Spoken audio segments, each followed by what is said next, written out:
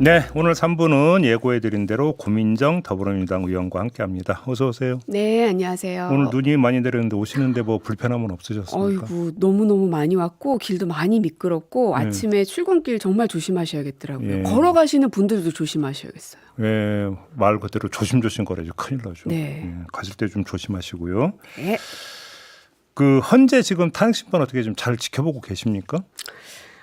실시간으로 볼 정도의 제 인내심과 막 이런 게 견뎌지질 않아서 실시간으로는 못 보고 있고 뉴스를 통해서 보는데요. 이게 그 윤석열의 발언들을 보면은 좀 망상에 사로잡혀 있어서 자기 확신이 계속 회로가 돌아가는 사람인 것 같아요. 뭐 너무 많은 말들이 쏟아져서 여기서 다 그걸 복귀할 수는 없고 딱 하나만 어제 탄핵 공작이라고 하는 그 표현을 썼거든요. 네. 네. 그러니까 홍장원, 곽종근으로부터 이제 탄핵 공작이 시작이 됐다 이런 요지의 그 주장을 했는데 어떻게 평가를 하세요? 글쎄요. 저는 이제는 그 사람이 하는 말에 대해서 우리가 이렇게 무겁게 평가하고 고민할 필요가 있나 하는 생각이 듭니다. 왜냐하면 이미 정상의 범주를 넘어섰기 때문에 우리가 정상의 범주가 넘어선 사람들의 말은 그냥 한 귀로 듣고 한 귀로 흘리거나 뭐 이렇게 하곤 하잖아요. 네. 저는 오히려 걱정되는 것이 국민들에게 이런 페이크 뉴스 그리고 서로 증오를 하게끔 만드는 이것을 그대로 생중계하는 것이 맞는가.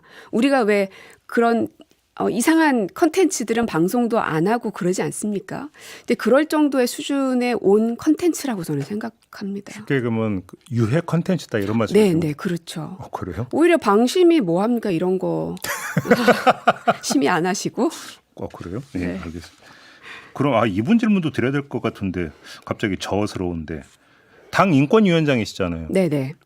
국가인권위원회 김용현 상임위원 너무 유명한 분이시라 이 사람이 윤석열 대통령 탄핵 심판은 대국민 사극이다 이렇게 주장을 했는데 어떻게 평가하십니까?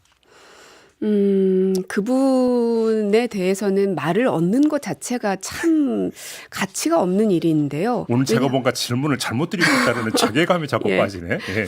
왜냐하면 말할 상대가 되는 사람하고 해야 이게 토론이 가능한데 예. 저는 이제 그분을 운영위에서 매일같이 보고 있기 때문에 야.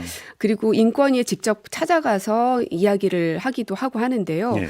그분이야말로 정상 범주를 너무 벗어나 있고 헌법재판소를 부정하는 그런 발언들을 거리낌 없이 하는 모습들을 보면서 부숴버려야 된다 뭐 이런. 네, 맞습니다. 그야말로 형법 90조 91조에 해당되는 내란 선전 선동죄에 해당이 되죠. 왜냐하면 국가기관을 움직이지 못하게 하는 발언을 한 것이니까요. 예.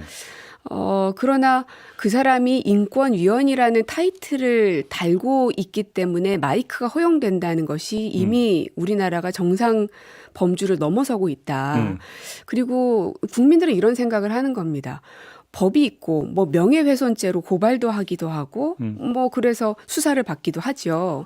그러나 지금 뉴스에 나오는 사람들의 말들을 보면 이거는 가짜 뉴스를 넘어서서 그야말로 내란을 선전하는 행위들까지도 그냥 버젓이 심지어는 세금을 받는 공직자들의 입에서 지금 줄줄줄줄 흘러나오고 있는 거거든요.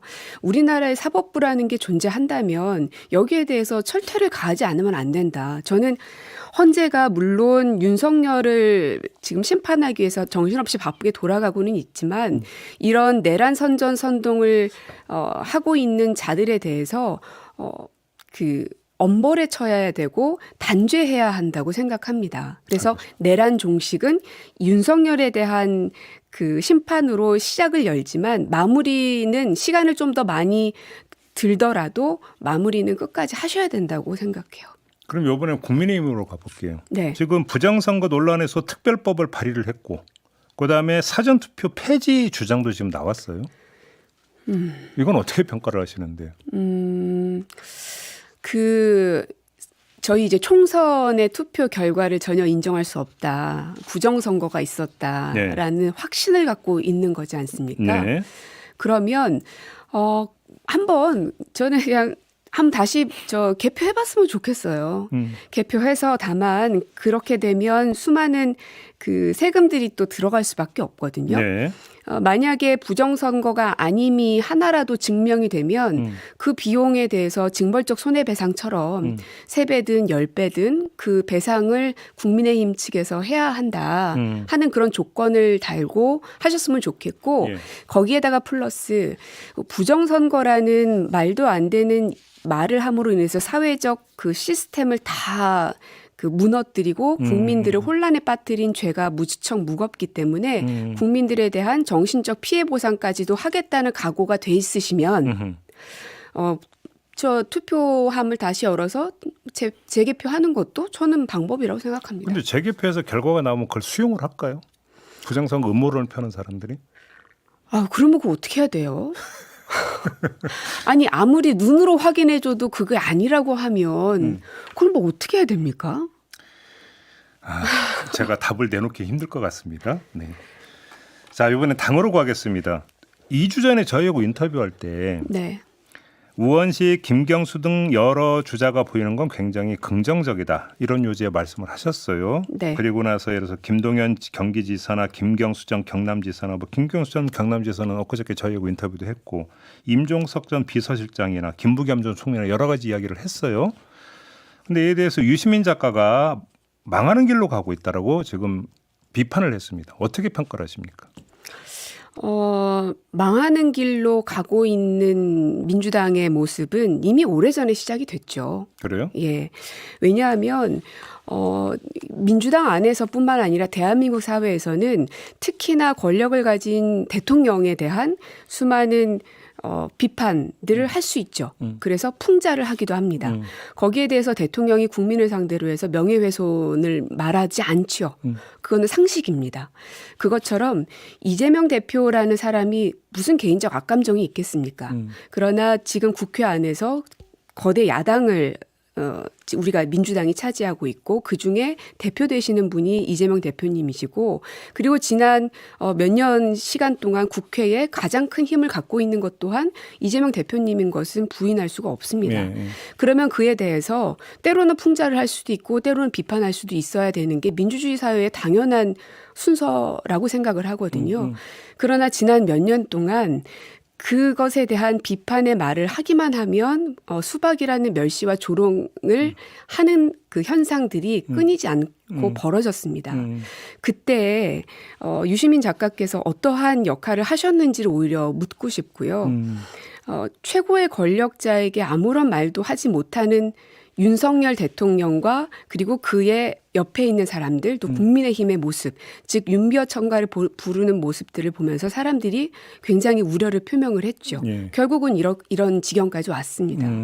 그러면 그것을 우리 당으로 이 도입을 해본다면 다행히 윤석열 대통령만큼 이재명 대표가 막 포갑적이고 폭력적이고 그러진 않아서 그래도 다행이긴 하지만 저는 그 현상은 크게 다르지 않다고 생각을 합니다. 그래서 오히려 이재명 대표는 많은 것들을 포용하고 통합하려는 노력들도 하고 뭐 그런 발언들이나 뭐 페이스북 글이나 이런 것들을 좀 하려고는 하는데 이렇게 주변에 있는 사람들이 명기어 청가에 대해서 반대 목소리를 내든지 혹은 이재명 대표님이 가장 큰 힘을 갖고 계시니 국회의 역할을 이렇게 해 주십사라는 의견을 내면 예. 그것을 다 잘라버리고 손가락질 한다면 어떻게 비판을 할 수 있겠습니까? 그래요. 저는 그 입틀막의 현상이 우리 당 안에서도 벌어지는 건 이미 오래전부터 벌어진 일이라고 생각합니다. 그러면 유시민 작가 이런 평가도 일종의 입틀막이다 이렇게 보시는 겁니까? 그렇죠. 왜냐하면 뭐 오늘도 아마 그렇게 될 겁니다. 저에 대한 공격들 그리고 페이스북에 나오는 댓글들은 이미 제가 보기가 너무 어려운 지경이 된 거는 오래됐고요. 지금 현재 뭐 김경수 지사라든지 임종석 실장의 그 페이스북 댓글을 저 한번 들어가서 봤는데 예. 초등학생 아이가 보기 어려운 지경에 이르렀습니다.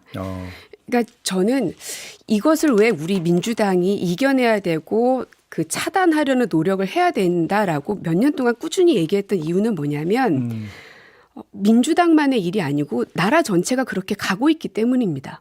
그래. 얼마 전에 그 보건사회연구원에서 연구 보고한 보고 자료를 보니까 우리 사회에서 가장 심각한 사회 갈등이 무엇이냐라는 질문에 92.3%가 진보 보수의 정치적 갈등을 꼽았습니다.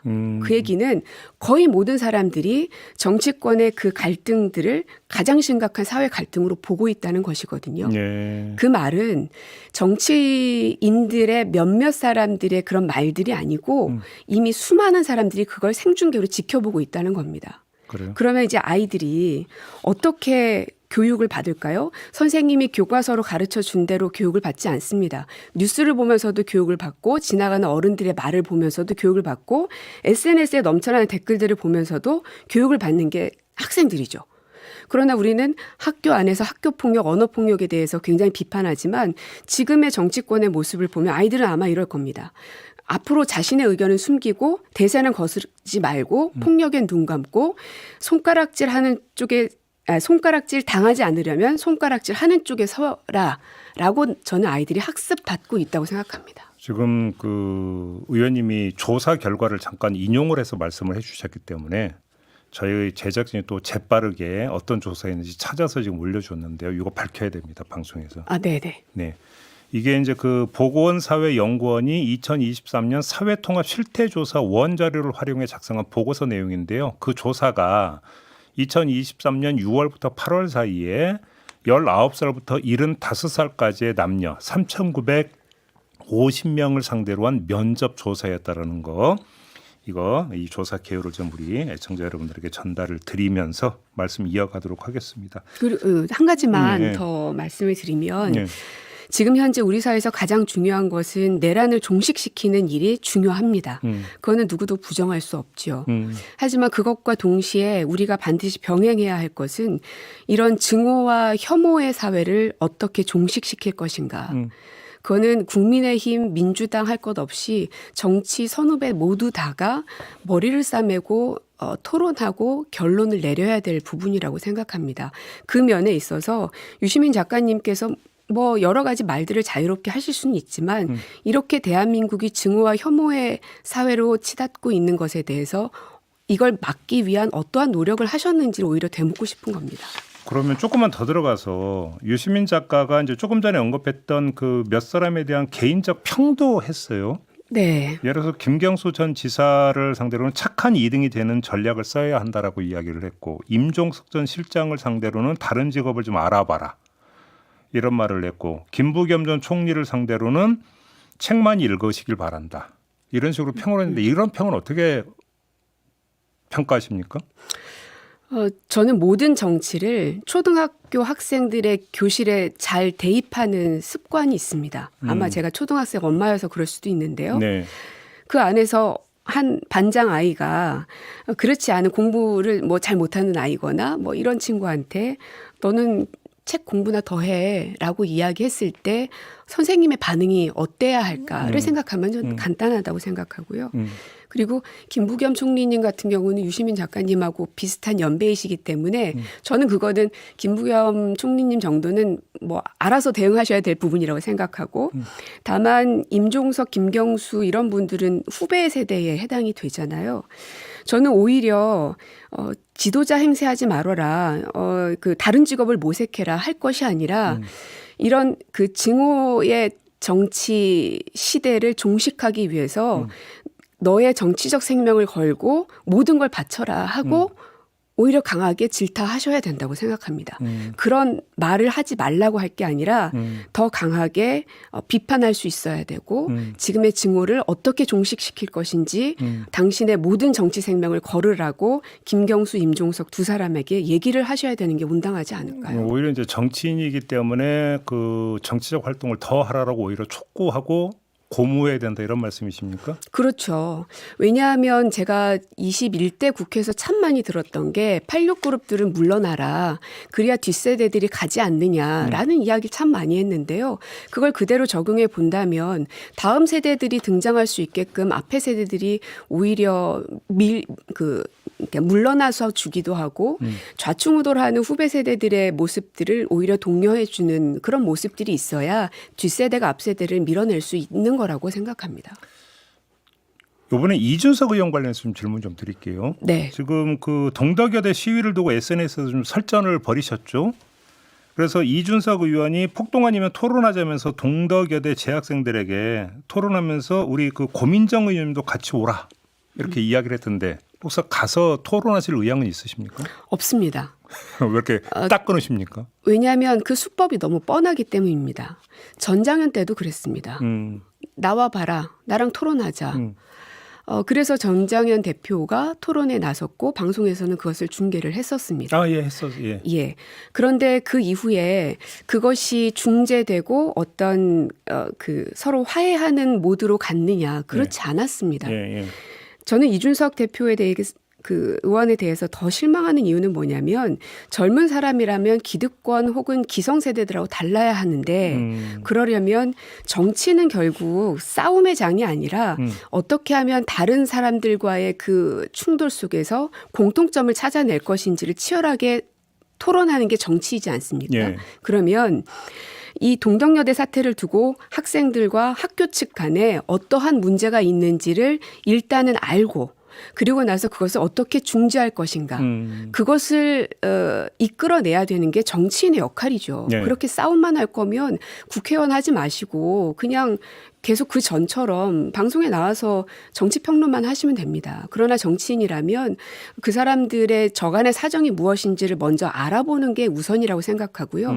그런 측면에서 있어 저도 이제 동덕여대 사태를 보면서 너무 심각하다고 판단이 들었고 이미 제가 교육위원이기 때문에 교육부 측에 요청을 한 바가 있습니다. 예. 이게 왜 이런 것이고 어느 정도까지 상황이 악화된 것인지를 보고를 해달라는 요청을 해놓은 상태입니다. 그래서 기다리고 있는데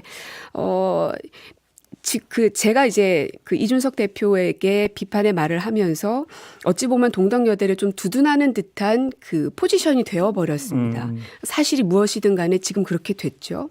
그러나 저한테도 수많은 문자들이 똑같은 복사하기의 문자가 옵니다. 제대로 해라.